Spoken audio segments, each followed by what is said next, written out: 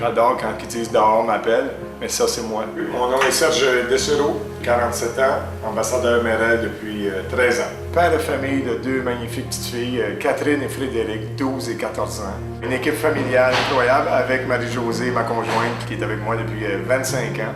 Je suis pompier à la Ville de Montréal depuis maintenant 22 ans, avec les pompiers araignées.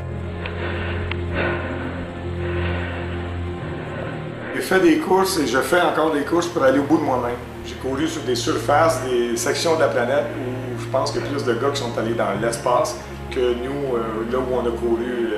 Au niveau international, là, je suis souvent dans les 15-20 premiers, des fois 30, là, si on parle de 600-700 coureurs sur une course. Ça m'est même déjà arrivé d'être sur un podium. Le deuxième de l'étape du Canada, Serge Dessereau. J'avais plein d'amis de mon collège qui faisaient de la lutte olympique, donc par les entraînements, j'ai eu beaucoup à courir. Et là, j'ai vraiment eu la passion pour la course à pied.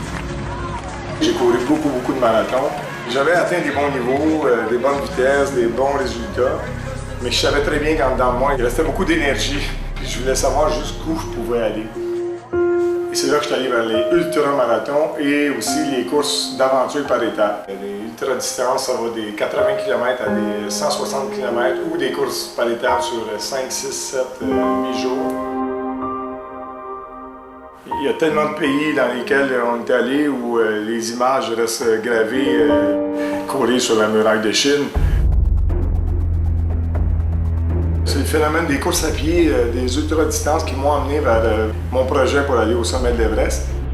Puis j'ai un beau projet en Haïti depuis 2010 d'organiser un voyage de tourisme, de trekking, où tous les profits serviront à aider une école.